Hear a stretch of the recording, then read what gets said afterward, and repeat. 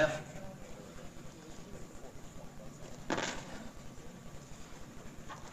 Oh, okay. There we go. You fixed something. Okay. Everybody rise for this Pledge of Allegiance.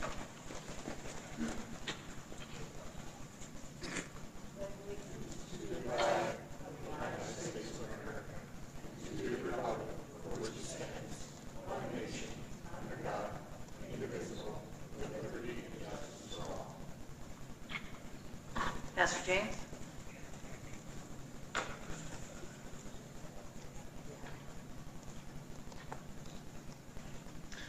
James Atterbury, pastor of Amargosa Christian Fellowship. Let's pray together. Heavenly Father, we approach you in the name of Jesus Christ to pray for your blessing and favor upon this meeting of the Town Board of Amargosa Valley. We ask that you would grant wisdom and knowledge to every person here to speak and act in a way that honors you. May our words build others up rather than tearing them down. May this town board have the right words and wisdom to speak and vote according to your perfect will. We pray that they would use the money that you have given this town wisely in a way that shows good stewardship and helps all of us. We pray that you would grant protection and favor to the members of our local fire department as they respond to emergencies. Lord, protect the members of our Nye County Sheriff's Department as they help to keep us safe from those who do evil. We pray that you would be with us this evening. You would watch over us and you would protect us. And Lord, may we remember that there is no greater sacrifice than to lay down one's life for one's friends. As the citizens of this town speak their mind during the general public comment, we pray that you would set our guard over our mouths so that we would always say what is respectful and kind and show love for others. Because the greatest commandment in the law is to love the Lord your God with all your heart, soul, mind, and strength. And the second is like it, to love your neighbor as yourself. May we show love to others now in this meeting. And in the name of Jesus we pray. Amen. Thank you, James.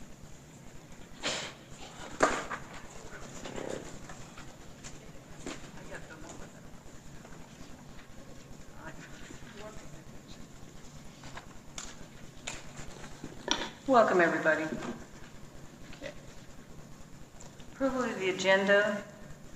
I'm going to be pulling 5, 6, 7, and 9. We will bring 9 back next month with the proper wording.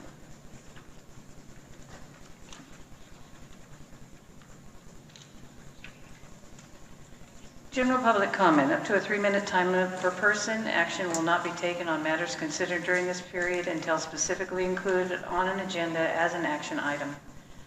I'm opening this up for public comment. Anyone? Seeing none, I'm going to go close public comment. I'm sorry. Oh, okay.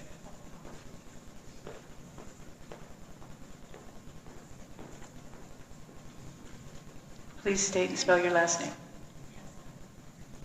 Good evening. I'm Velador, V-E-L-A-D-O-R. And I was just wondering, our town hall, the several town halls that we requested in regards to our cease and desist letter that was sent to all of you on the board. I noticed that it hasn't been slated. When would it be held? What? The town hall. We had the one town hall, Right. and as things progress, we'll have another one. As things progress. Yes. Okay. And I have one question. I noticed that on the Amargosa Conservancy website, there is a call to action campaign letter for people to sign. It says it's a locally driven solution. They're calling for a national conservation area to save Ash Meadows, and for anyone basically to sign and to send to Senator Masto, Rosin, Representative Horsford, and Doug Bergman. And I just find it a little confusing that such a letter is out there, being that we sent the town board a cease and desist letter.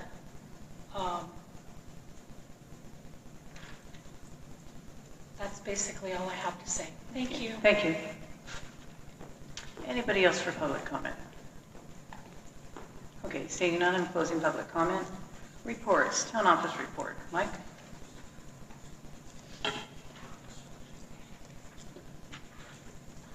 Okay, we have our vouchers for the month, and this is the last month of our fiscal year. Our total vouchers are $31,405.64.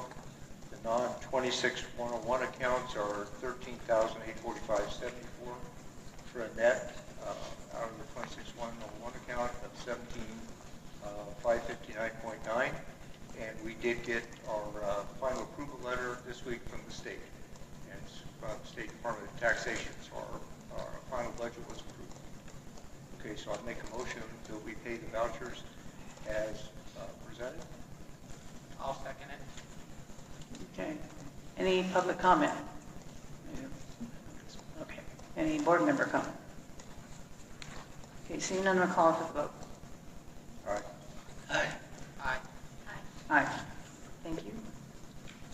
Fire department report. No Jessica? James.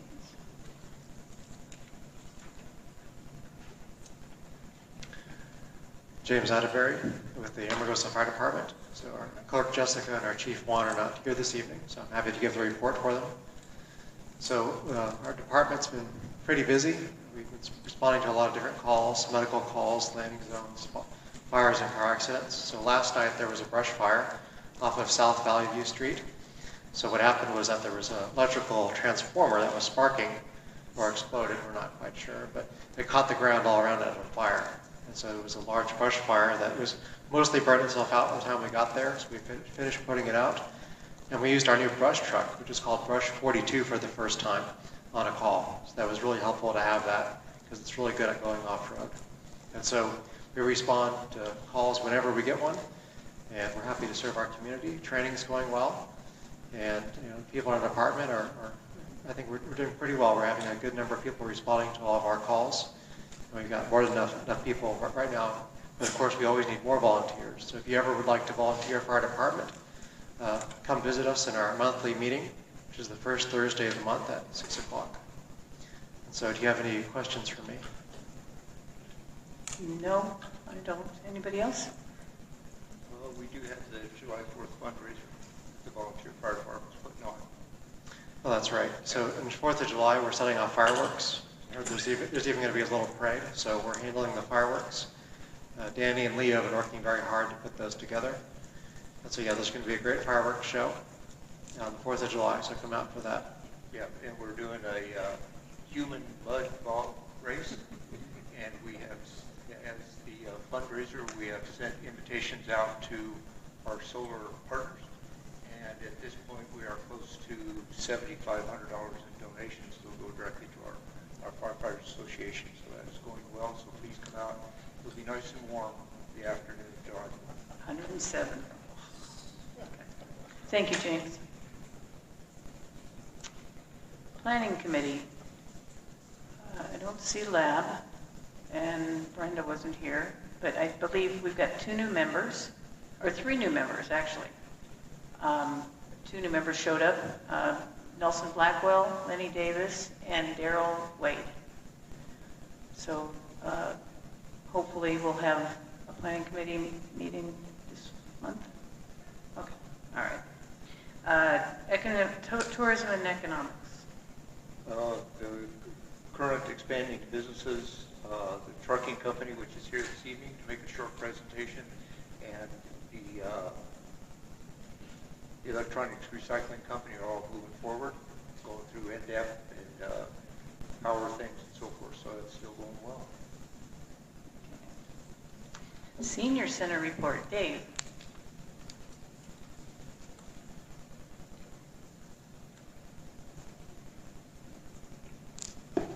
Dave Hall, H-A-L-L, with the Senior Center report. And you notice it's a little bit different this month. I've got flyers on the back table for everybody to pick up. I'm going to go through this line by line, and I've got the backup also on the table. So some folks were having a hard time. I get, kind of talking about different stuff, and I don't do it the same way. So I'm going to be doing it the same way every time, and know what the numbers are, where to look for them, and where to come find us. So Starting out, project income report that is attached to the flyers that I put there. And this is for the month of May. Don't forget, we're always a month ahead or behind, however you want to look at it. So last month in May, we did about $1,600 worth of income. That was really good. Our expenses, they were right around $500-600. And you'll notice on an expense, if you'll start watching what we do here, about every 2 to 3 weeks, we go to Vegas and we get a whole bunch of stuff, and then throughout the next couple of weeks, it's just here and there, we pick up stuff in Pahrump. So you'll see that number fluctuate quite a bit. It kind of coincides with when our reimbursements come from our grants. When we get those reimbursements, we'll go to Restaurant Depot, buy a lot of stuff in bulk, at Costco or Sam's, wherever, and then throughout the rest of the month, we'll go ahead and guys get stuff over in Pahrump. So if you notice on that paper, I circled how much we spent, where we spent it, Amazon, Walmart, Albertsons, so on, and how much we actually received. And on the top part of that page, it shows the numbers, how many people were there, and at the bottom, we served, total meals were 441 last month in May. So, and then we kind of compare that to the previous year just to see, and it's pretty consistent around 450 this time of year. A lot of people on vacation. So anyway, that's what we'll be doing from now on. So if you got any questions, please feel free to ask me, and I can pretty much cover anything you'd like to know. As far as our grants go, we've applied for our 2027 grants. This is the second year of a 2-year cycle, basically. So everything that was last year, they're going to pretty much do this. So it's a continuance, if you will. Now in 28, we'll have to redo all our grants again. It gets pretty involved. But usually we go in a 2-year cycle where, we may got a preliminary grant. The second year it's continued. Then, we start over again with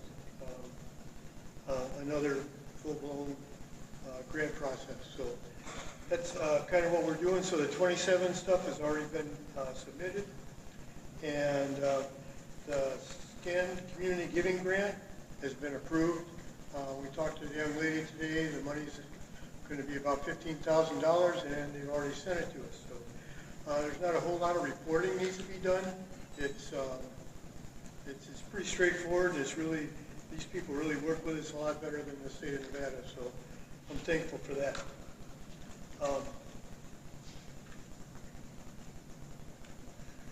And all our grant reimbursements, in fact, it came today for this quarter. Our grant reimbursements for 2026 are current. So next, we'll move to the building and vehicle section, where we've just installed some smart Wi-Fi thermometer alarms on our walk-in freezer and cooler. Skip has been suggesting we do this so we can kind of plot over time what happens to our temperatures and so on, so that stuff starts going warmer or colder, whatever. We have notification right away on our phones, so Monica and I have that on our phones. And we had a little bit of a problem with a defrost timer on the freezer. Got that straightened out, and we actually have a spare now in case that one actually takes the dive. And stuff's getting to be about 10, 11 years old, so we're kind of watching, make sure that all that stuff is up to snuff, especially when you got a little bit of food and money invested in keeping everything. So we did that. The well pump. If you've been by there in the last couple of days, Sam's people from Budget have been working. The building was built, and he's had 3 guys working there for about 3 days. Got all the wire in the ground, all the pipe in the ground, and on this Saturday, they're going to go ahead and pull the power, put a new meter in, put a disconnect, and we'll have a variable speed pumping system, all enclosed in a building, along with the pressure tanks. Jack, it's going to be a pleasure to work on that anymore because we won't have to. So that stuff was, 20, 30 years old probably, and Jack kept it alive. And last time it went down, Sam was the only one that could work on stuff that had contactors and all that. And his guys are really good, but most of that stuff now, when they come up with a well, and you program it, and there's just, a screen on there that tells you what's wrong. So anyway, it'll be all upgraded, and it should be a real good improvement. Going to save on power to a certain extent, plus supply a really consistent amount of pressure to the whole system. So that should be done this weekend. The other thing, we've had, water issues just like we do here with Mike, and ice machines. The calcium in the water just plays havoc with the ice machines. So we did buy an RO system. I got it installed yesterday, and I'm cleaning the ice machine one more time, hopefully. And then it'll be, kind of in a downhill thing. We'll only have to do it, a couple every 6 months or so instead of every month. So that's going to be a really good improvement. Commodities, that's, we usually do that once a month, and this month it's coming up on Monday, July 13th, and 9:30 to 11:30. Last month we had 90 people participate in the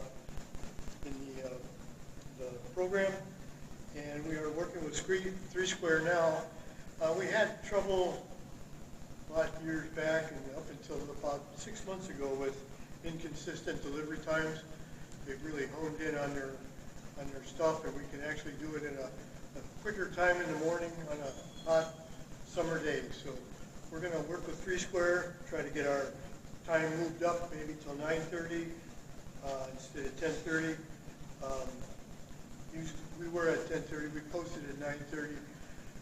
We want to make sure that everybody is familiar with the system and can get there in time.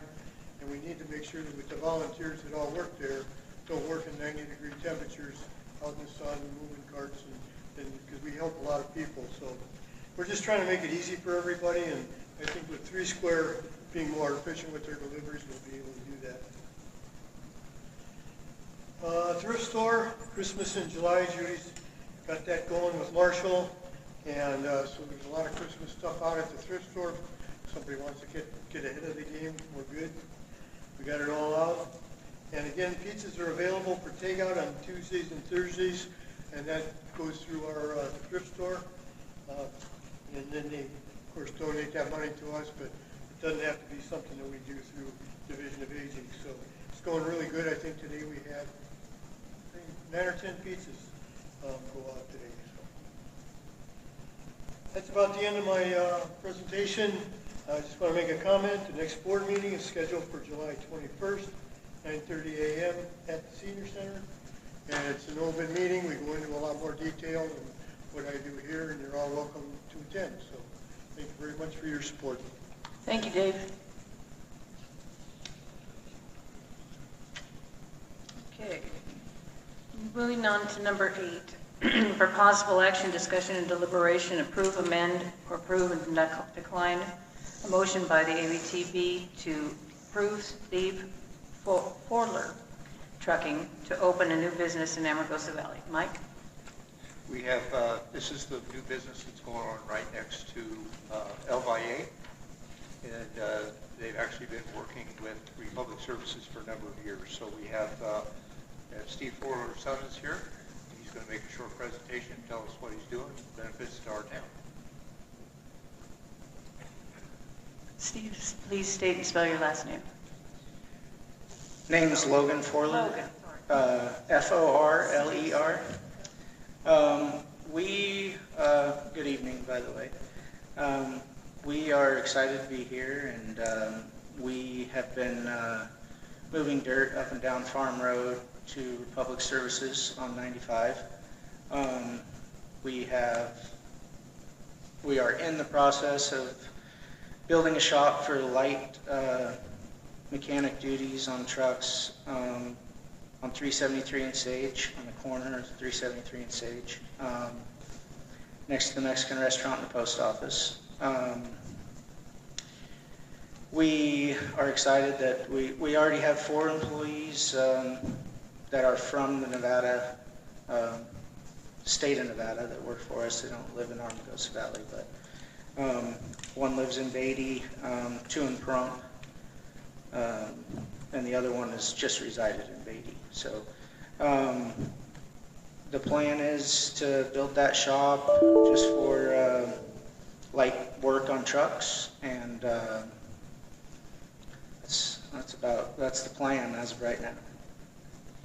About how many employees do you anticipate if it keeps rolling the way you want? We plan on employing at least 8, 7 drivers and a mechanic. Do we have any questions from the public? Okay, I would like to make the motion that we approve Steve Forder Trucking to open a new business in Amargosa Valley. Does the board members have any comments? Any questions of Logan? Richard? No? Bobby? Okay. All right, Logan, thank you very much. Thank you. Appreciate it. I'm going to call for the vote. Oh, I need a second for this, please. I'll second. Okay. Call for the vote? Aye. Aye. Aye. Aye. All right, thank you. Okay, number 10, for possible discussion and deliberation to approve, amend, or approve and deny selection of a contractor and price of improvements to Amargosa Valley Community Center. The first is Spec Athletic. Mike, you want to go over these quotes? Yeah, so we, approved this a couple months ago to request quotes for this. So we posted the deal in the newspaper. We got 2 quotes in. The first one from Spec, which is a athletic flooring company. They gave us, and what the job would be, this floor comes completely up, and the bleachers go out, and you repaint this up in front and the bathrooms. And so and then the floor will get completely redone, get marked the way it is for volleyball, basketball, and there will also be 2 pickleball courts in it. So that would be pretty neat. And the bleachers would be electric, so the old guy doesn't have to pull them back and forth all the time. So their bid for the floor was $107,982.81. Bleachers were $119,686.25. And then and this is what they specialize in, is in athletic floors and so forth. You'll see that right on the bid sheet. The company that's going to do the lights and the painting is Moda Contracting. They are out in Ike County. They're at $52,000. So the total is $279,669.06. The other contract we got quote was from a Dante General Contracting out of Las Vegas.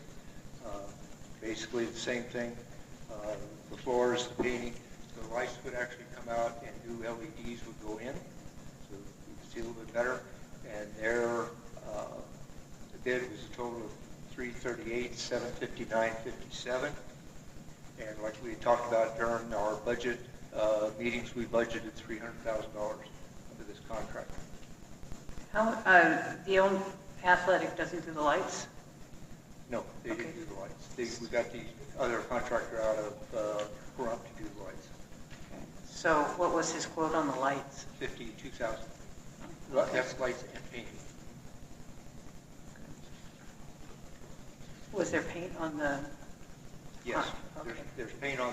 So On both. the deal was the floors, the bleachers, the lights, and paint the whole inside was what both of them did on.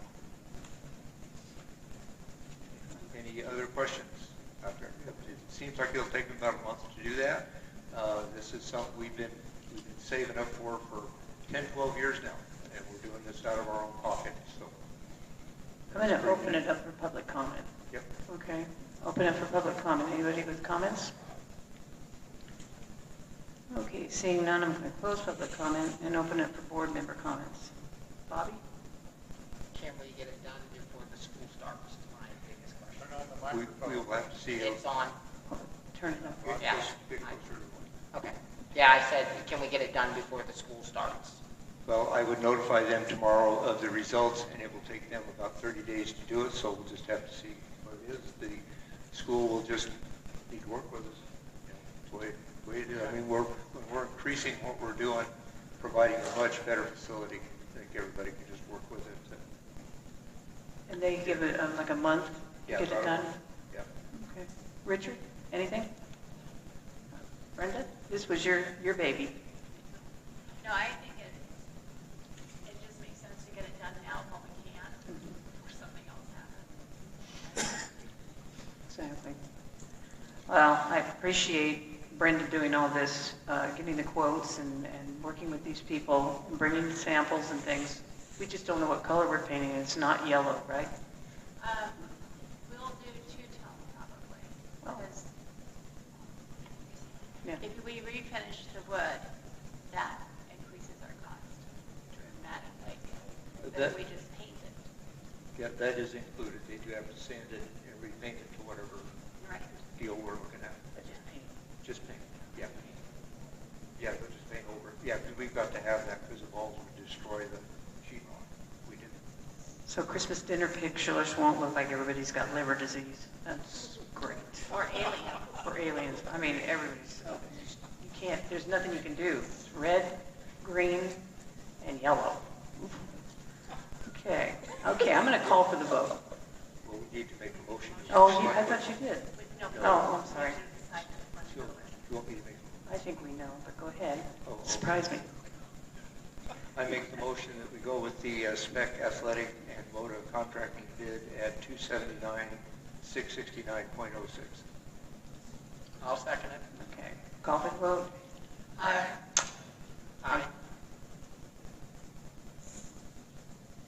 Richard, did you? Oh, okay, I didn't hear you. Oh, that's your microphone's not on. That's okay. It is. Okay.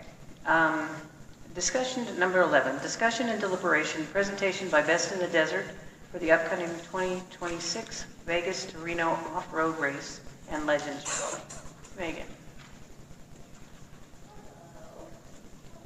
We have some people here from Crystal, too, that may have questions. I'm well prepared to answer questions. Thank you. So my State and spell your last name and push the button. Thank you. So my name is Megan Van Cleve. I am the Assistant Race Director for Best in the Desert. And I am here today to talk about our 30th annual Vegas to Reno. This race has been running since 1996. Within the packet that we had sent over, we have our full presentation. This race is our crown jewel. It is our baby. It is my baby. I spend 6 to 7 months at minimum planning all the logistics that really truly go into putting together a 500-mile race that not only spans from that not only benefits just Vegas or just Reno, but it truly goes through the heart of Nevada. As a little backstory, my family is from a little town, Caliani. My aunt was one of the first female sheriffs in Goldfield. My great-grandfather was a miner in Panaca. I truly think that benefiting the rural communities of Nevada and being good stewards of the land is something that not only did Casey truly amplify, and it's one of the values that we still hold to this day, and it's one of the things that personally I hold myself to a higher standard of making sure that we hear the rural towns. This is my, I think, 4th meeting this week throughout the state of Nevada.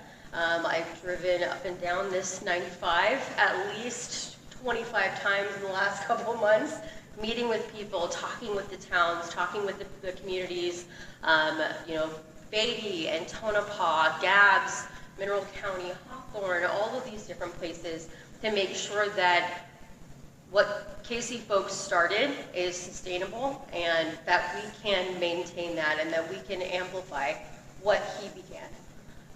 With it being the 30th annual, so that was my history page. Ultimately, the priority here is the economic impact.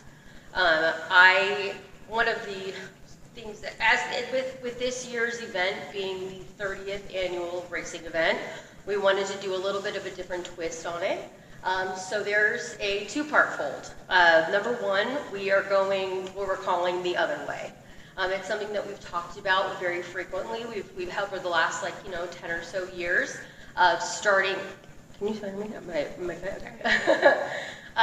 We've talked about it several times. We've tried to see if it was something that would really benefit both us and where the economy was at the time, the towns, the racers.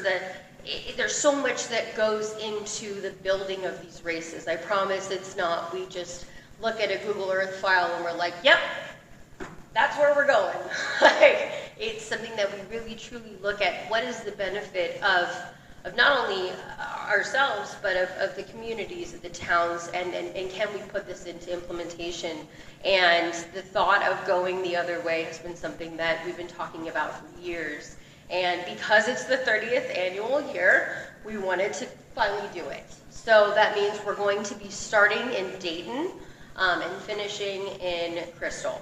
Now, what that means is that obviously our northern racers and our northern teams are going to see racers a lot earlier, and they're going to get out a lot earlier. And then our southern teams and our southern positions and our southern towns are going to see people a lot later in the afternoon and earlier into the wee hours of the morning. The benefit to towns like Amargosa and to Crystal and to Beatty and to, even Goldfield, is that these type of towns, these smaller entryways, are they're critically, I want to make sure I say this, I wrote it specifically in my presentation, but they are absolutely a gateway to the state of Nevada. A lot of the majority of our racers, they are from California, they're from Southern California, they're from Arizona, they're from San Diego, they're from Texas, they're from New Mexico, and they're traveling from southern United States up through the states, through Vegas, and from that Vegas, there's only one way to get to Reno, and that's the 95, right? So ultimately, not only are you seeing them on the way up, but they got to go home too. So whether they've finished the race or they haven't, you're going to see them coming back down, right? You're going to see them, not only are you going to see them just right after they're heading to Reno, but you're going to see them coming home. Another one of the spins that we're going to be kind of putting on this year is the Legends Rally. Now, the Legends Rally is a non-competitive guided trail ride event. And so what that means is we will have number one, all vehicles have to be licensed. For licensing, that means you can't just have your race vehicle just hoot and holler it out on the race course and just doing whatever you want. That's actually 3 weeks prior to the race event.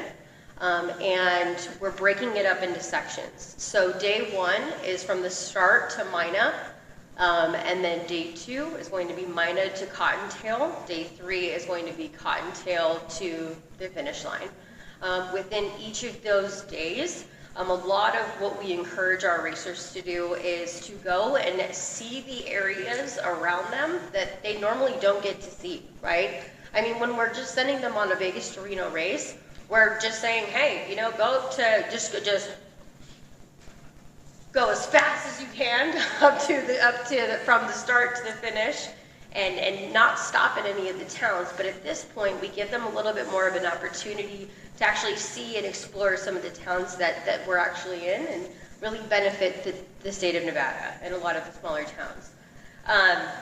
Again, what that means is that you're not only going to see these racers from the start of the race of the event for the race event, but also for the Legends Rally event as well.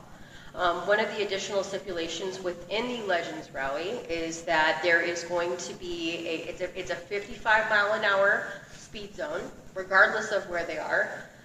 There have been some areas that have been identified by either the BLM or by the Public Works Department or different areas, that we will initiate a different, a specialized speed limit zone to drop them down. That will all be indicated on the racer file. So all of those vehicles will have that full racer file to know exactly how fast they can go how the max speed is at all times. That 55 miles an hour also eliminates them from just, again, hauling it through the middle of the desert and hurting reclamation to the roads before we even get there. But what that also does is that it gives people the ability to see the race course prior to them actually racing it at full top speed, and really enabling them to get a safer perspective of that race course, to mark the dangers, to mark the rocks, to mark the turns, to mark all of those different things. And again, I mean, they come with chase teams, they come with, hotel rooms, they come with people, they come with economic benefit. Because at the end of the day, guys, our racers, it's not just one man, one motorcycle, one machine that's going up, right? You've got one guy that drives the truck, right? The $1 million vehicle. You've got another guy who sits next to him as his navigator.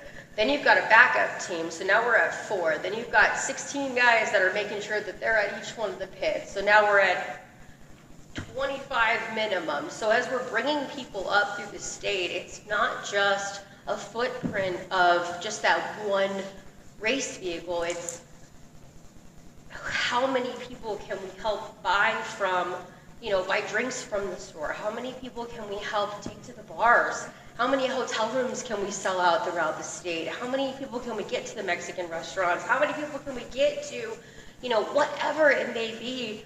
I just say that because I love burritos, but, at the end of the day, we want to provide an economic impact to, however, as many towns and as much rural communities as we can.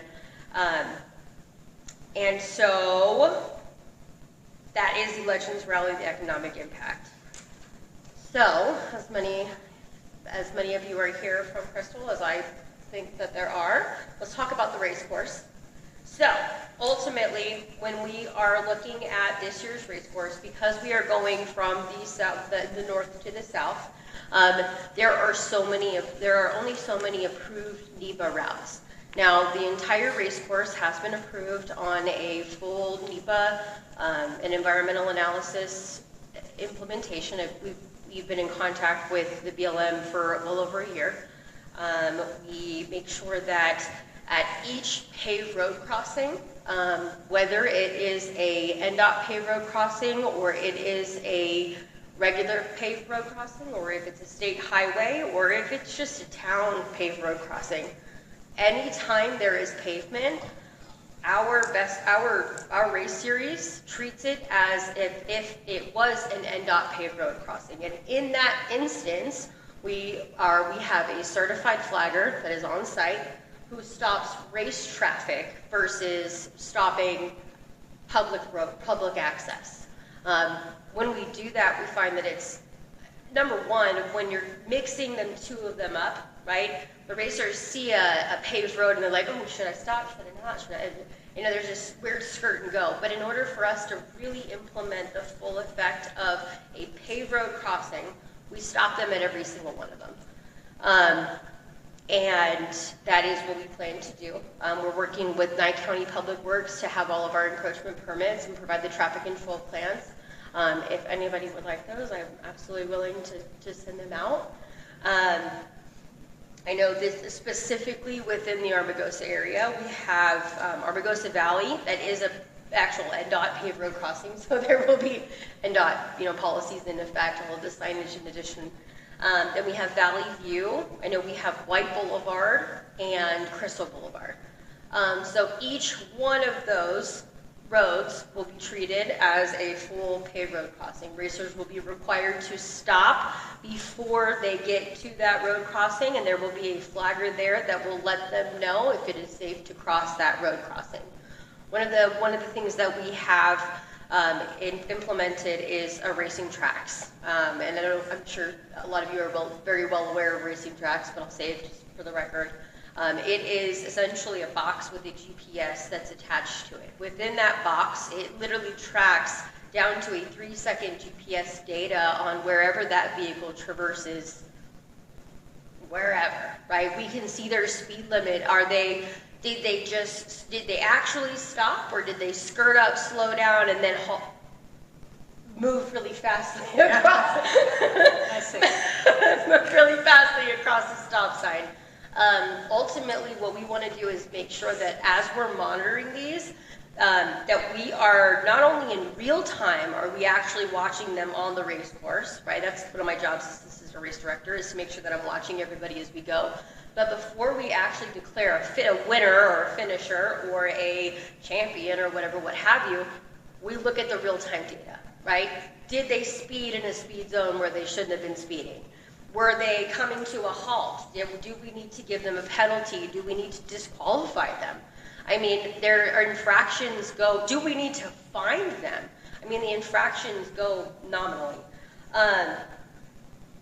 So, I mean, ultimately, we have full eyesight and control on what we're looking at and what these racers can and can't do. Oh, in addition, I didn't mention this, but the racing tracks units will also be used on the Legends Rally.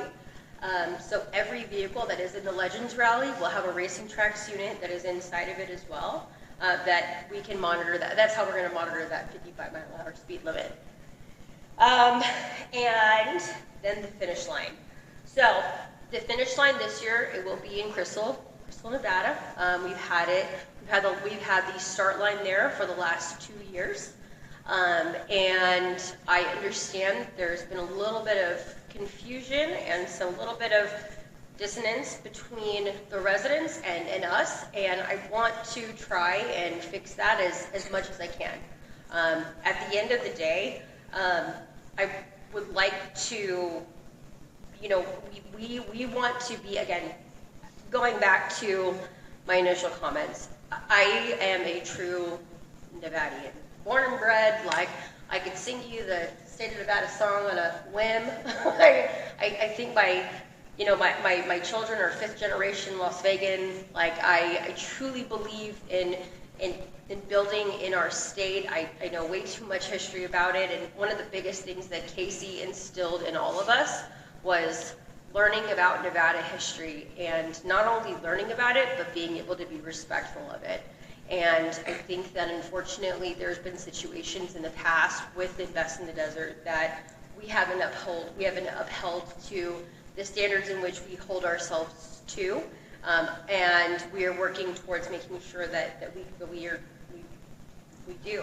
And I can tell you I've been a part of building a lot of the maps that have come out in the last couple of years, and I don't think that those maps have gotten disseminated down to the residents, and I apologize.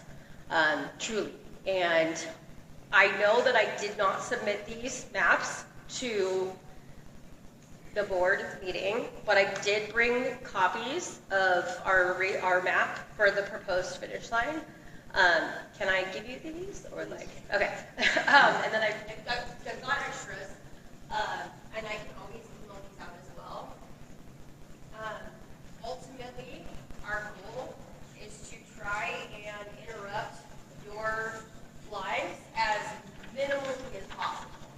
At the end of the day, I don't want to wake you up in the middle of the night, nor do I want to be awake in the middle of the night. However, that's just the way this race runs. So, within the... Does anybody want one for reference? Yes. Raise your hand. I've only got a couple extra, but I can always email them out as well. Yes, absolutely, guys. So, ultimately, our plan,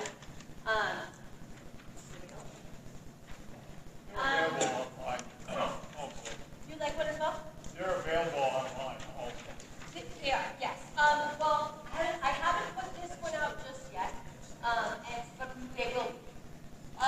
So, ultimately, this year, what we're going to be doing, and to be completely transparent, this has been our plan for the last 3 years.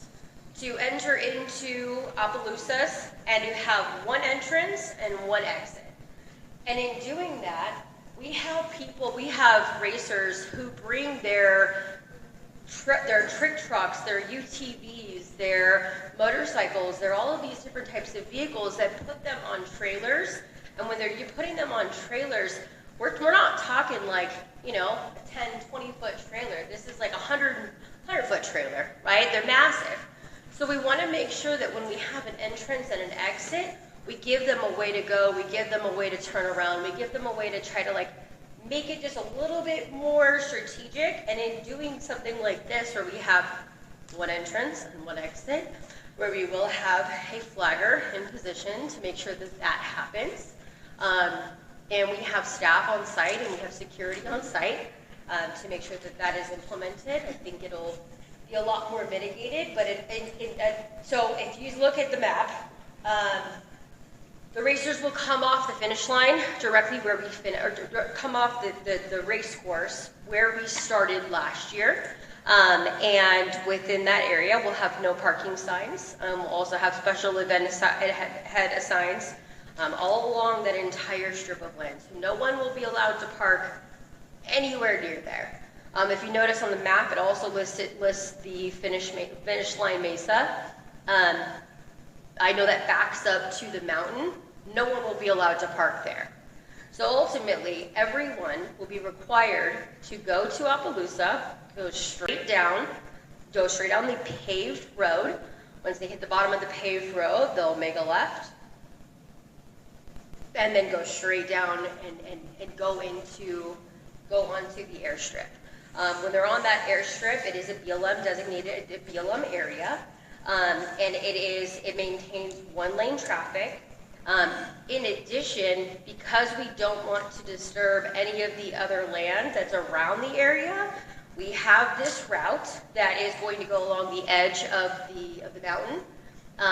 And I understand there's been some concerns with dust and debris that fills the air, which is why we implemented a 25-mile-an-hour zone. So as they're leaving that mesa, they're not leaving and just revving their engines down. They're going at a slower pace. They're moving slowly so that they can then get to their onload area and go home. One of the bigger things is we will put a sign directly at the entrance of Appaloosa, as well as a personnel that no racer nor pit crew are going to enter the town of Crystal. We don't want to disturb you any more than we already are. And so we want to make sure that your town is protected. We want to make sure that you guys are not interrupted by any kind of daily activities. You guys are, and to be fair, as they come up to this finish, this is still a paved road crossing. So regardless of if they're racing or not, you still have the right of way. They're moving at a turtle speed at that point because they've finished and they're done, they're tapped, but public right of way does have the right of way. And then, like I said, there will be a sign that'll make sure to mention that there is no one is to park on private property nor enter into the town of Crystal, unless you want to stay, then we can absolutely come and hang out. Ultimately, I understand the concerns, and I want to try to help lessen them as much as we can. We work directly with the BLM on these things months in advance. We work with NDOT, and we work with Public Works. We work with a lot of entities to make sure that we can put these things in place. And again, this is our 30th annual Vegas to Reno. We are a professional off-road racing series. This is not just a bunch of jamokes going out into the middle of the desert, drinking with their buddies, hanging out, going racing. These are million-dollar race teams that are there because they're professionals. So I can see that we have some questions. Okay, I'm gonna, just real quick, the Vegas to Reno is August 14th, right? Yes, ma'am. Now, the one that's in less than a month, I know you don't have the permit yet, so how's that working out? We should have all BLM permitting in place by July 10th or 11th. Typically within the BLM, we don't get the full BLM permit until 2 weeks prior to the event regardless. That's just not standard operating procedure. So but we have been assured we are fully compliant. I talk to the BLM, our main rec planner every day. I've talked to, and not only within our lead rec planner, but also within, we deal with multiple counties. We work in Tonopah, we work in the Battle Mountain, we just all over. So. I'm going to open it up for public comment. I'm sorry, I just had to ask that. State and spell your last name, please. Why don't you come on up?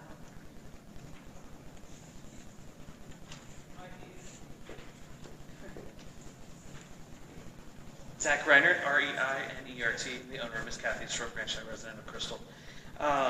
Do we have an idea of how many vehicles are going to be coming into Crystal? How many people and how many vehicles? So typically our finish rate is about 67%. That means that we have the square footage, I guess to kind of minimize, I don't have that exact number. What I do know is the area that we have utilized for the last 30 years in Dayton in the rodeo grounds is about 3/4 of the size of the area that we're utilizing now. How many vehicles, though, and people?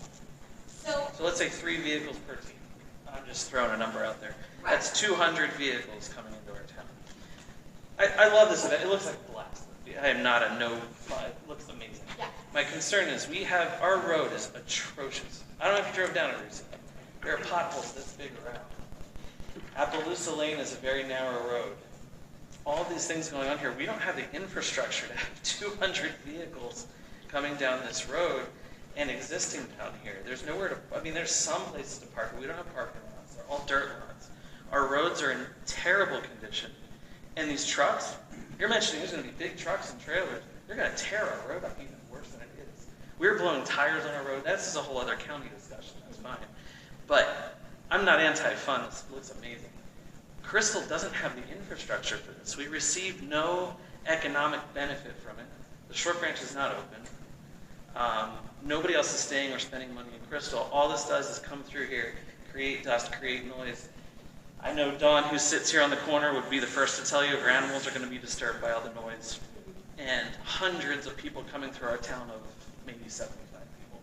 So there's a massive impact. And Crystal doesn't have a town board, so we're here talking to you because you're besides the county, you're the closest representation that we have. So we're please asking to consider all of this impact on what we already have, which is so little here in Crystal.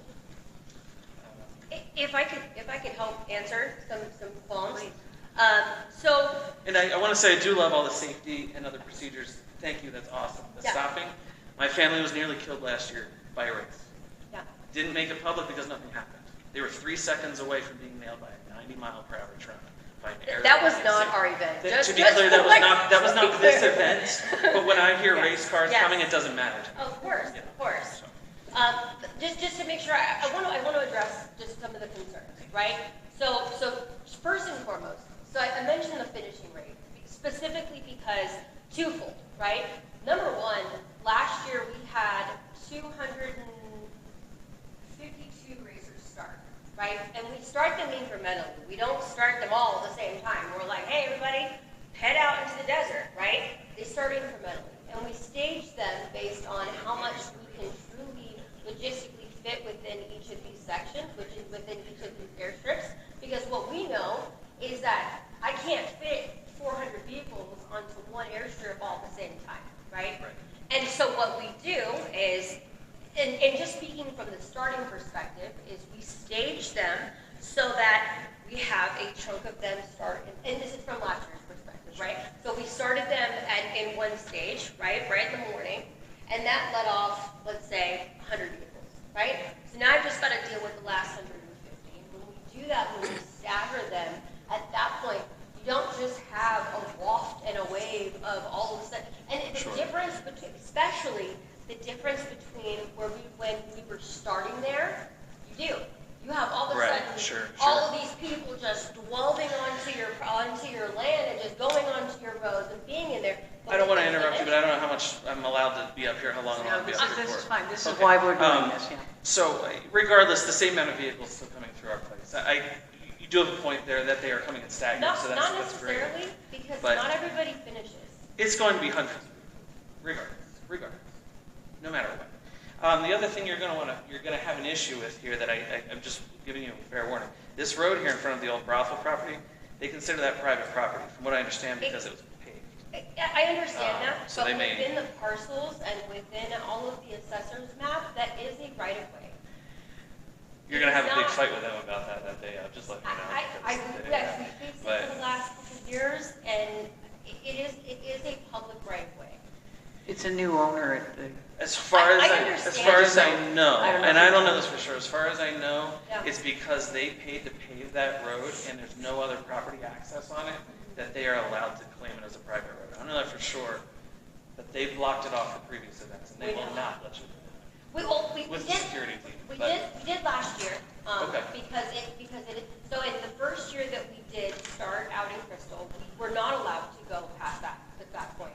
However, last year, in 2025, we worked with Nye County and the Nye County Sheriff's Office and dedicated that it is a Okay. public right of way. So that's between you guys then, so that, I got to say that, I'm just like, okay, I think I've said everything to say. Thank you. next. Please state and spell your last name, please. Eric Oakes, O-A-K-E-S. I want to go on the record kind of describing myself. I love off-road racing. I own a street legal pre-runner. I own dirt bikes, quads, I own a buggy. I love off-road racing. I'm going to say some allegations against what may or may not have been your race last year. People, And just for the record, there were 3 races that did come through within 2025. There were 3 associations. So one of our neighbors reported that there was, last year, whatever race it was, had no prior planning to take up the airport, the airfield. I don't know the status of the airfield, but I don't think you're supposed to park semis on an airfield that could be utilized for an emergency landing. I don't know the status of that, but I'm just going to bring it out. The neighbor lives on this road, so they live on this road. They have horses. The neighbor has dogs. The trucks, the semis of whatever race it was that parked on the airfield ran generators all night long. Added together, it was a nuisance. This road coming into Crystal has already been voted by the Pahrump Town Board to be no heavy vehicles. They just haven't put the sign up yet. They just patched it last year, and it cost over $100,000. This road is not officially, because the sign isn't up, no heavy vehicles at this point. This road, the first before the U, these are uncapped exhaust race vehicles. They do not need to be on that road. And just for the record, the vehicles that are going on Appaloosa are only highway vehicles. So those are the pit teams, those are the chase teams, those are the trailers, those are not the uncapped. I got you.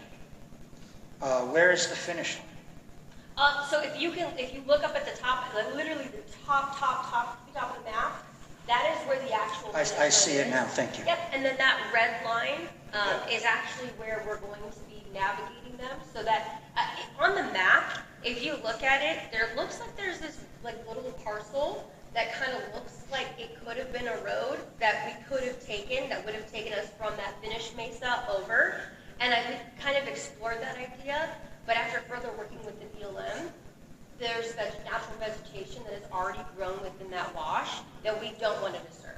And so we're not going to use that. That's why we're using that big red line that goes avoiding, and then, again, make sure that we are using in our BLM stipulation packet is that we re-reclamate all roads to proper restoration. And of that is last year in Beatty. I'll tell you, I'll be God's honest truth. Some of the water bars that were kind of cut off, and they really didn't do exactly what they needed to do. We actually put those there back when Casey was around in, I think, 2015, 2013. I could be wrong about that exact date. But regardless, we put the water bars in, and then they got washed away and kind of disseminated. So our owner, Brian Folks, went out there, and I've got pictures to prove it, but he went out there himself with a pickaxe and a shovel and made sure that those water bars, and it didn't work, we had to get a backhoe for the record, but it was quite comical to have to make sure that, like, that's the level of commitment that we have to making sure that we restore the roads and that we restore the area that we're in to previous. So this is the first time I've ever heard that there was 3 different organizations that raced through there. Yeah. And that like making me change the gears in my head. Unfortunately, I'll state this for the record as well. Unfortunately, Best in the Desert, not unfortunately, thankfully, but like, we've been around since 1984. Okay, we were one of the original motorcycle clubs. Casey Folks himself built Moran, right? So when people think of off-road racing as a professional series within the state of Nevada, immediately we're the first ones to get brought up. Immediately, oh, it's Best in the Desert, Best in the Desert, Best in the Desert. I've had people, there's another race series that's happening this week in another county, in another district, in another town, and my office phone has been ringing off the hook because they think that it's us, and they've got questions.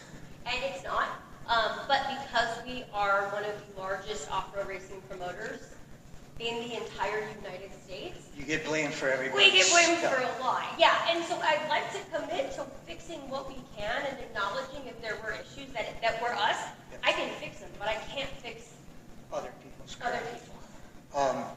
So I'm going to go back to my list and see if I can remember it all. We don't have, nobody in Crystal's going to make a dime off of you guys. You know, it's just unfortunate. We don't have any officially running businesses in Crystal anymore. We would love to. I mean, guys, at the end of the day, right, so one of the things that we do, whether it be in small towns like Hawthorne, or Mina, right, or,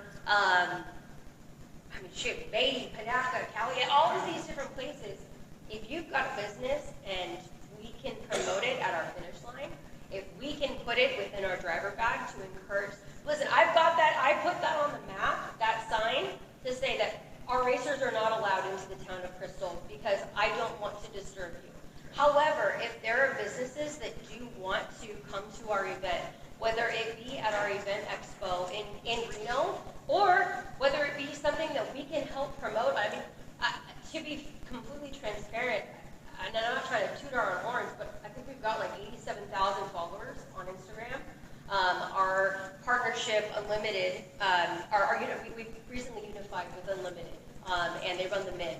And I don't know if any of you have seen the marketing for the Mint, but it's insane, right? They've got like something about 150,000 followers. They get millions and millions of views. So if there's a business that we can promote, if there's some way that we can help you make money, if there's some way that we can help bring business to you, we want to. And I didn't mean to overstep. No, that's fine. I appreciate that. Now, I don't know what race it was. I'm just going to hold up the map for everybody to see. I live off the map. I live off the map somewhere over here, probably about here. They're in one of the races. Spectators came out, and they went to the power lines, which are like way over here. They run at an angle, and they brought their dirt bikes and their quads and their side-by-sides, and our town got dusted out for a whole day by the spectators having fun, celebrating off-road. We had a woman, she moved out last year with COPD. She had to stuff socks in her windows. So, you know, even though it wasn't you or whoever that race that was, It wasn't. something needs to be, 100%. and I am the unofficial protector of Crystal. I'm the one starting the neighborhood watch out there. Yeah. I'm the one trying to get our fire department, we gotta talk, reestablished. So I'm not saying no, but I'm gonna be walking around making sure there's no trash. Yeah. And one more thing before I finish. Crystal was established, I believe, as a dairy farm, and we have a high susceptibility to valley fever.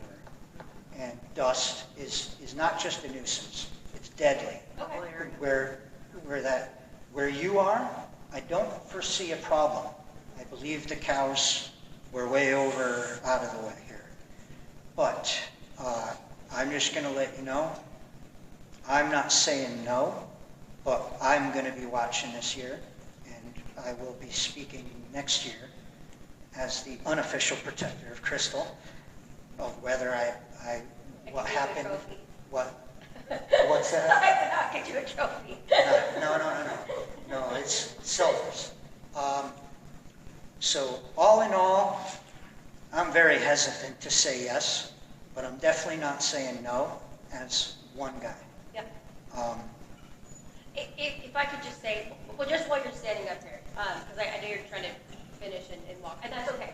But one of the things that I do want to say is, look, at the end of the day, spectators are just as much your problem as they are ours.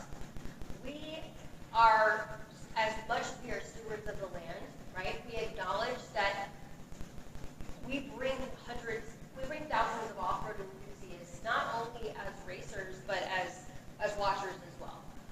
One of the things that we're working on for this year specifically is there are well-known spectator areas that we know that people gather at, right?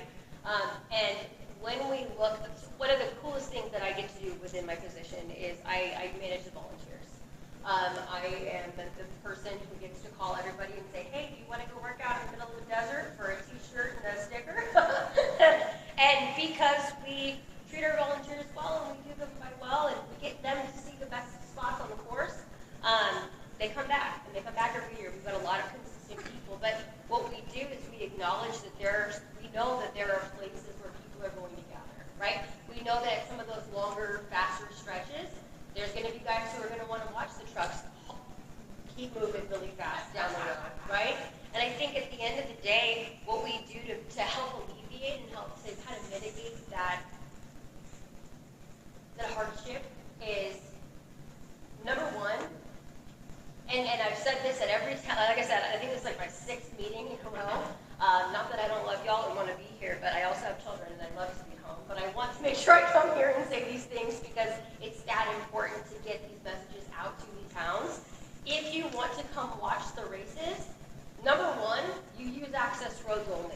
At the end of the day, there's no reason. Look, the BLM has done a phenomenal job at treating our deserts and trying to keep a lot of the things that we hold near and dear as Nevadians to our hearts, right? We don't want to just go out and traverse like random areas. So what we do is we designate those spectator areas, right? And we let people know ahead of time, hey, why would you go out to try to cross over a bunch of roads to make a whole bunch of dust, to make a whole bunch of issues, to get possibly stuck in a random place or get hit a rock and blow your motor, when at the end of the day, I can promise you that this spot 5 miles up the road where you can easily get to it from a designated road, there's going to be a volunteer out watching them directly. And we can do that and tell them that that's a better spot to go to and see them go moving, flying across the desert. So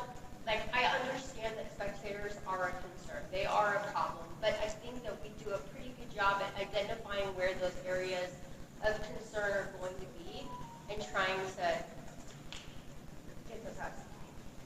Well, very good job. You've won me over a bit. Do you have a business card? I do. It's in my backpack. Before you Make leave? sure I got it. Yes, absolutely. Thank you very much for listening. Thank you. Thank you. Anybody else for public comment? Cindy? State and spell your last name. My name is Cindy Bedian, B-D-I-E-N-T. Can you hear me for a minute? Is that necessary? Yeah. So the exit, they're ending it up here, or is it where they're coming from? So when they're coming from up here, essentially, right? So what this shows is actually, if you go to the presentation. So here's that finish. They're coming off a long straightaway, and they're coming out from, so here is the Amargosa SR 373, right? And then they're going across the desert. They're coming down from the road. So as they are, They're in here, and then they're just gonna come up here to be picked up. exactly. So there's a dirt road over here, why can't they just do it over here? Because we have to create enough space for the trailer. This is, Appaloosa is part of Crystal. Wait, There's people up there right there. they will not be, so one of Sorry, people. Sorry. So yes, you're absolutely right. Appaloosa is a public right of way that we will not access, and we will not allow people to pick up their vehicles on that roadway. They're not going to be allowed to stop on that roadway. We will have no parking signs listed, and I think I included those on the map as well. We'll have no parking signs.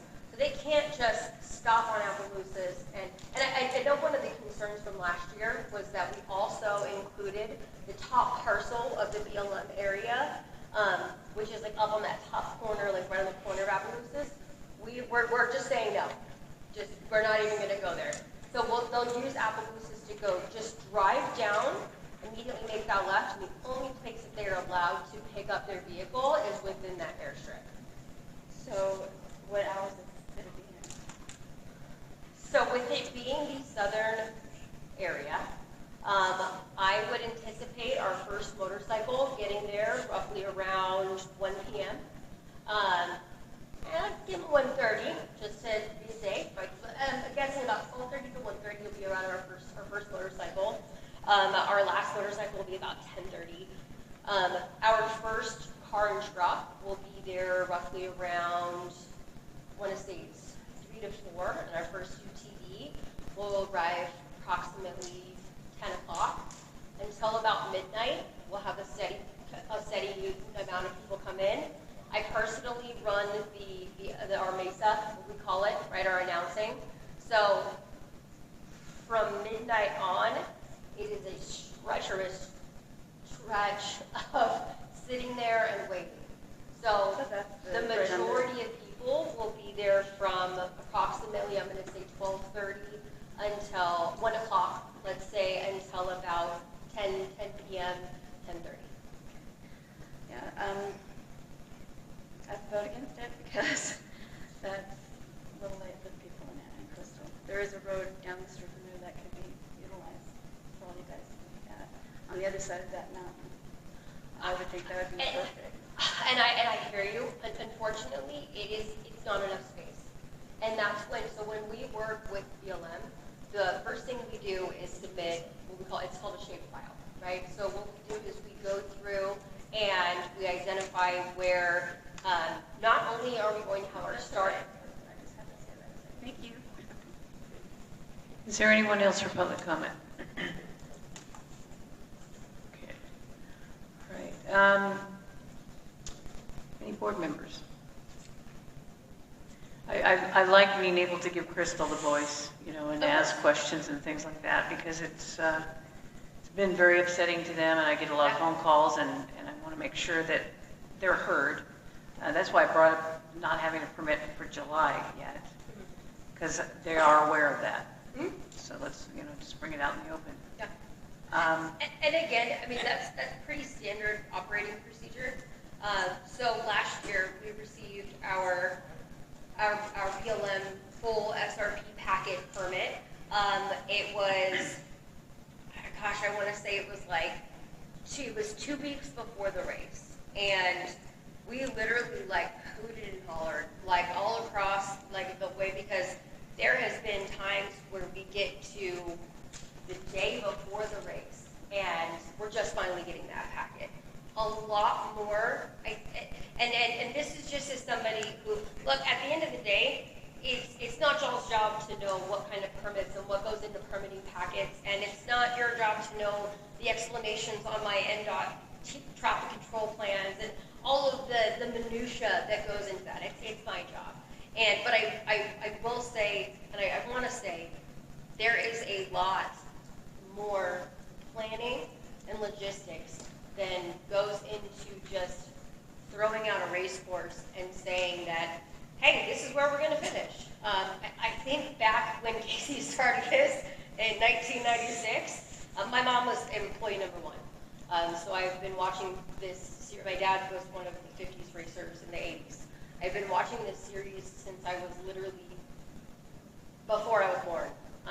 And I, have seen it grow into such transitions. And again, being the person who does all of the permitting process, I sometimes sit back and think like, man, Casey, like, yeah, he didn't have it easy because he was definitely a trailblazer. However, the difference in the permitting process now for what they require versus then is night and day. And there's a lot more that goes into it that doesn't allow them to give us a full permit packet and the full permit until close to 2 weeks before the race event. What kind of liability insurance, or do you have insurance for damages? So we do obviously have insurance. We can provide a certificate of insurance with certificate holders. I'd appreciate that. Yeah. With Crystal. Yeah. And for us too. Yeah. 100%. We could absolutely do that because obviously we have to have insurance. I mean, it's not only to protect ourselves, it's to protect our racers, it's to protect our volunteers, it's to protect our business. Does it extend beyond BLM land if something were to happen in Crystal? It's a certificate of insurance, so it does cover within that. Anything that's race related? And what is the turnaround time to clean up what's left over? Because I've seen some pictures. Yeah, so to be completely honest, so my husband is part of the marking and the cleaning crew. And so when we go and mark, it takes about 4 to 5 days.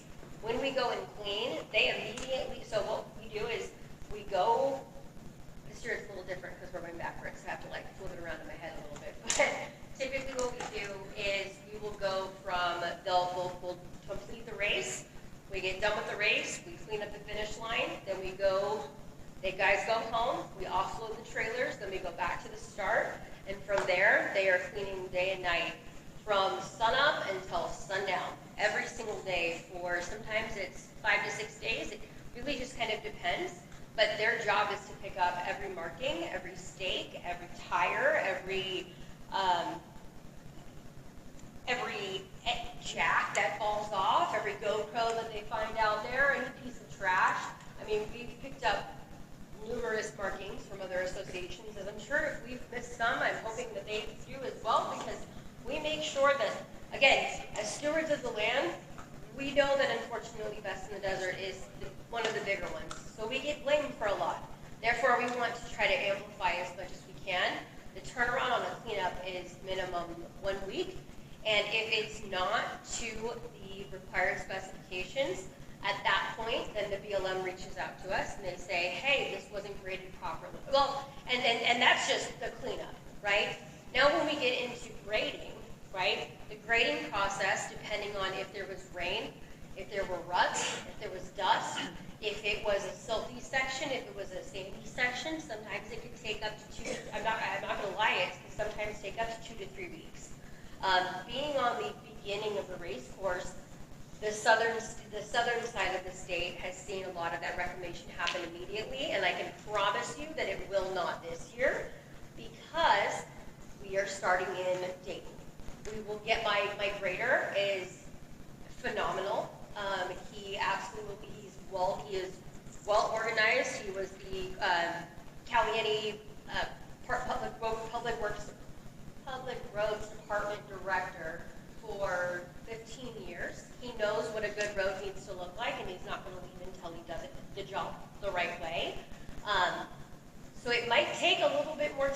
gets the south. But that doesn't mean that we aren't going to get there. That doesn't mean that we aren't also held to BLM standards to ensure that we do proper reclamation within a specific amount of time. And then additionally, if we don't do that reclamation, we also have a team that if there are footprints, if there are tire tracks, if there are berms that were rutted out that need to be re-reclamated, we go out there and I have a team that works out of my warehouse that our salary, and we work full time, and we go out there and we rebuild them back up. Or these guys take rakes and they fix them. We have an office phone number that has been our original phone number since 1984. And if there are problems, I would genuinely encourage everybody to reach out. What is that number? It's 702-457-5775.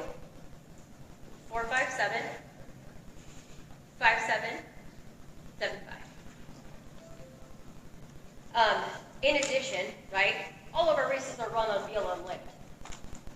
The BLM stipulations, that's the federal government. You can't just wash those away, right? They're holding us to a different standard by the federal government to make sure that we fix everything that we need to. And if we don't, then there are reparations. And there are, the same way as I would penalize somebody for speeding in a pit, if we don't do our job, they also can penalize us. Are you still on probation? Have you been released from probation? So that probation was from an unfortunate mistake. I know, but I mean, Yeah. has the state director released it? I need to go back and confirm, but we did do our 3 years. Okay, all right. Mike, you got any questions? Bobby? Okay. All right. Thank you, Megan. I really appreciate it. Yes. Richard, what? Oh, yes. Sure. Come on back up. State and spell your last name. Eric Oakes, O-A-K-E-S.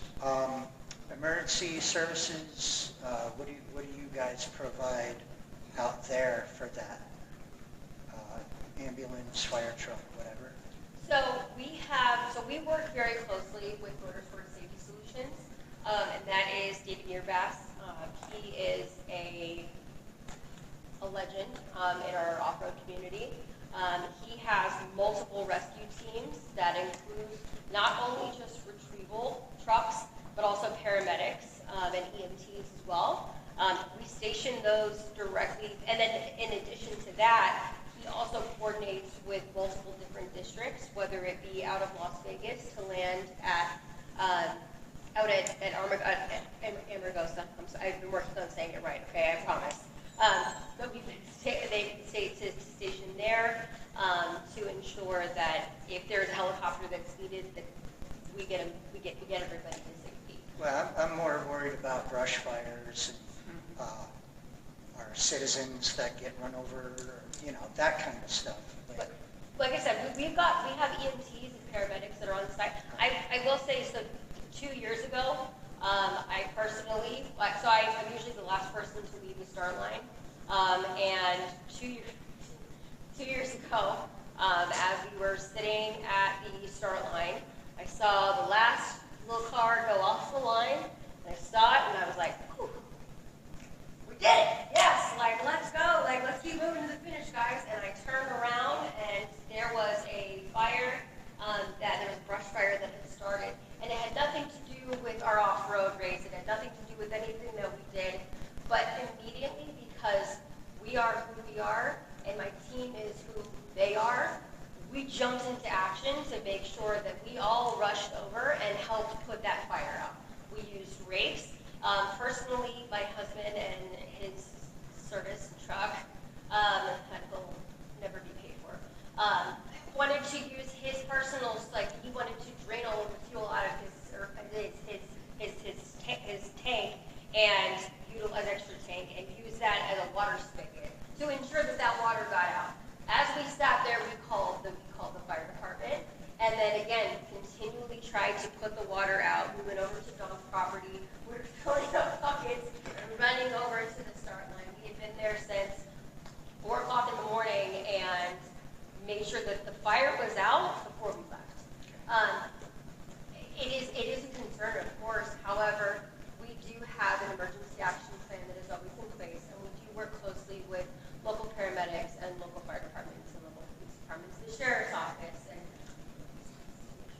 Right, and are you going to have event organizers here the whole time?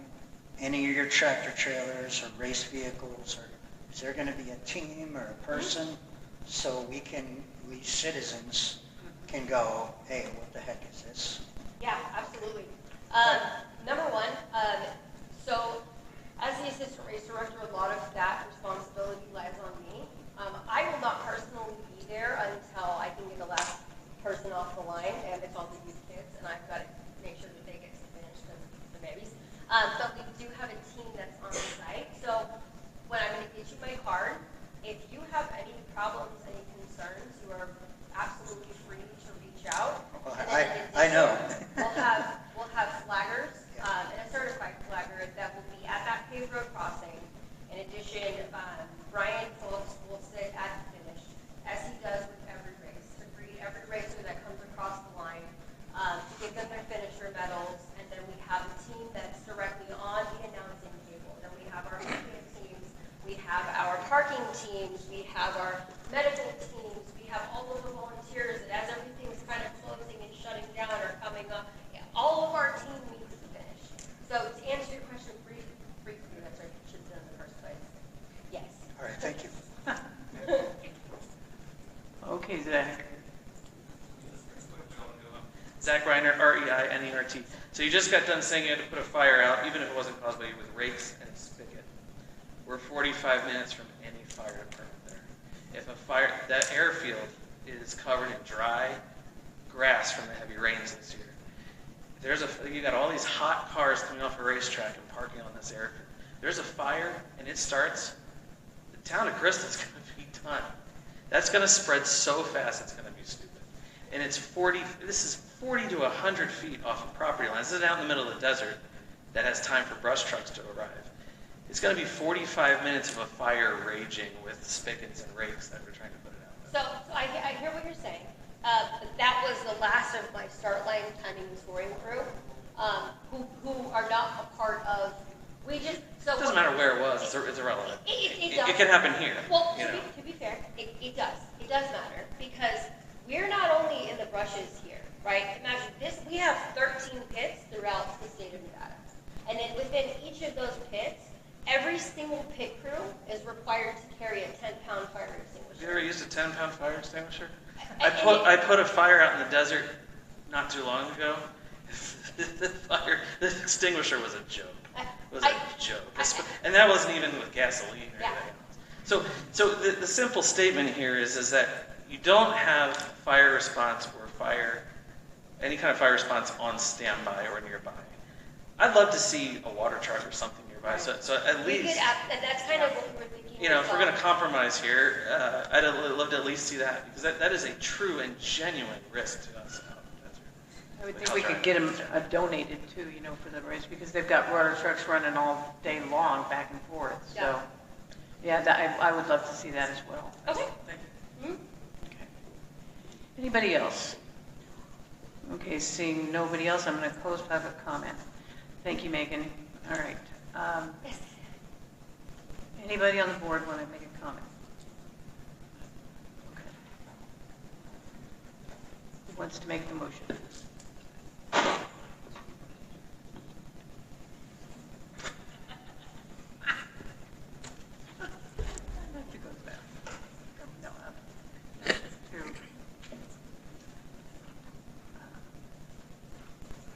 Well, it's just discussion and deliberation, but I feel like it's not something we vote on, but I think you've answered the questions. I mean, I would like to see this, and I understand why Crystal's the unfortunate party that ends with this or begins with this, because of the deep gravel. It's the only thing that will hold that kind of start and finish. I just wish it could be moved somewhere else. I really do. Because it's bad. And valley fever has spiked. And, we're going through all this with solar and all that. And that's one of the things that we really watch out for. If there's any protocols that you could give them, tell them masks, keep, ventilation. It's going to be hot. So, you got to close the windows and whatever. And it's like Eric said, or Zach said, somebody had socks in their windows. And that's just, and it's part of being in the desert, I get that, but this is just extra special. And then with our luck, it'll be super windy. Please don't break that curse on me. Okay, well, keep in touch. We've got your number, everything, and I want to make sure that this goes really smooth as it can for Crystal. Absolutely. All right. Thank you, Megan. Absolutely. Thank you. Okay, general public comment, up to a 3-minute time limit per person. Action will not be taken on matters considered during this period until specifically included on agenda as an action item. Open up for public comment. Oh, a general public comment, something that's not on the agenda. Come on up.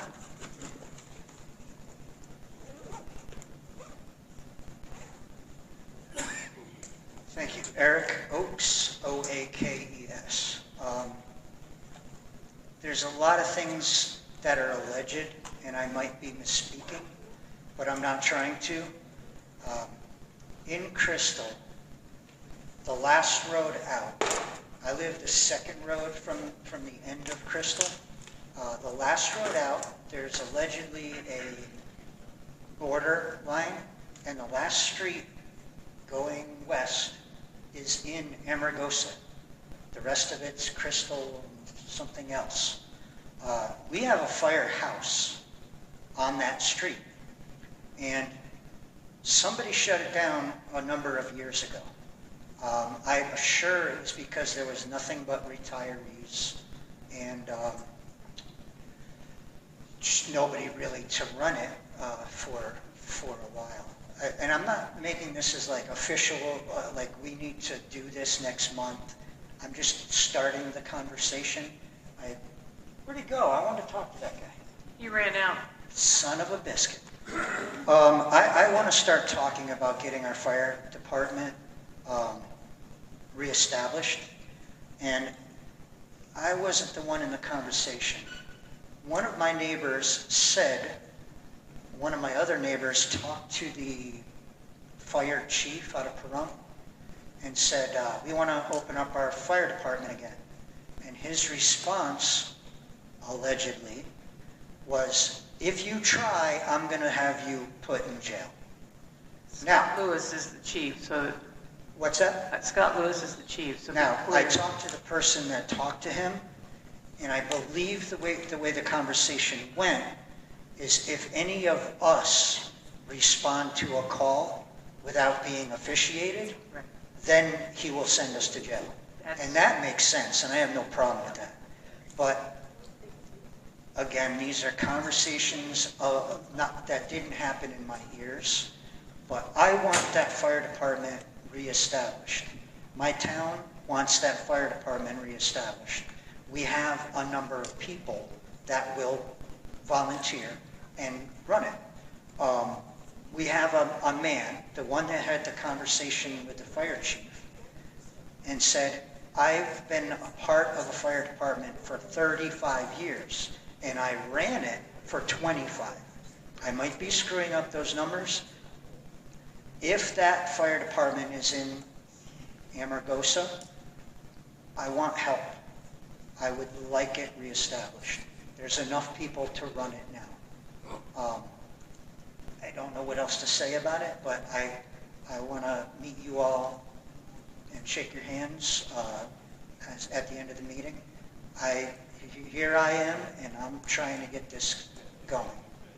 Well, we'll take a look at that, and I will talk to Scott Lewis and see where that firehouse is. But I mean, we respond to a lot of it. We're mostly on the 95, and in town. Yep. But there's a lot to putting that together and staying compliant and money. Yes. And so that would be from the county. That would, unless it's, I don't think it's in our district, but we can look into that. But we can help you. Yeah, well, I will say, I don't know when this happened, 2-3 years ago, maybe.